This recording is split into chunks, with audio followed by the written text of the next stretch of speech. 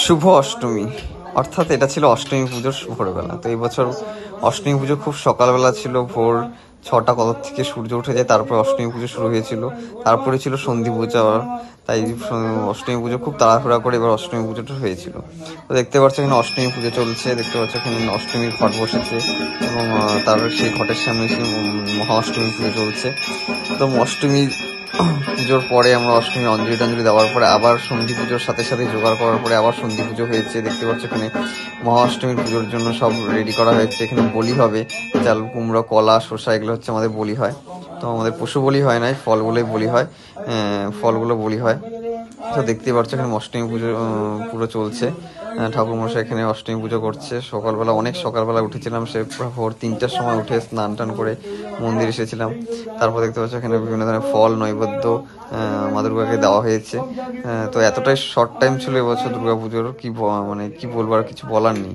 তো অনেকে তোমরা ভোরবেলা উঠেছো, উঠেছো জানি। তো এখন চলছে হচ্ছে বলি, দেখতে পাচ্ছ এখানে বলি হচ্ছে।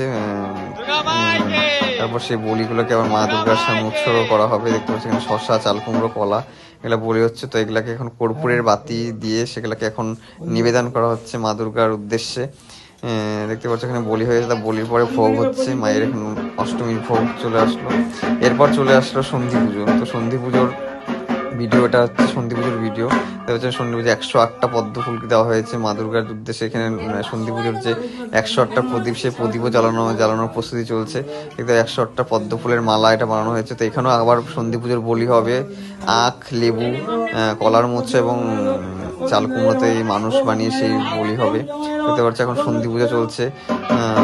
সন্ধি পূজায় চামুন্ডা রূপে মা দুর্গার এখানে পূজা করা হয়। তো সন্ধি পুজোটা খুব সকালবেলা ছিল। সন্ধি পুজোটা বিকালবেলা হলে ভালো লাগে দেখতে, প্রদীপগুলো যখন জ্বলে। তো কিছু করার নেই, তো এবছর সকালবেলা যখন যেহেতু পড়েছে, এখন চলছে সন্ধি পুজোর পরে বলি। এখন দেখতে পাচ্ছ এখন বলির প্রস্তুতি চলছে মা দুর্গার উদ্দেশ্যে। এখন আখ অর্থাৎ বলি দেওয়া হবে। তো দেখতে পাচ্ছ এখন আখ বলি হবে।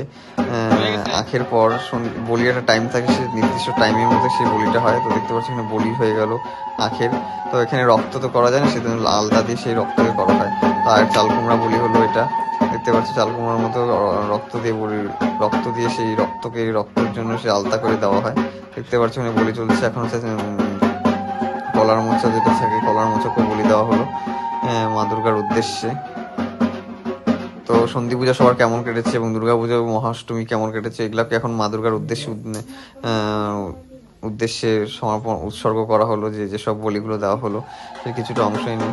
এরপর দেখতে পাচ্ছি যে 108টি পদ্ম ফুলের মালা যেটা পরানো হয়ে উৎসর্গ করা হয়েছে, সেটা এখন আমি পরিয়ে দিচ্ছি মা দুর্গার গলায়। তো পরানো হয়ে গেল। তারপর চলছে আরতি। এবার চললো হচ্ছে আরতি দেবী দুর্গার। দেখতে পাচ্ছেন আরতি চলছে।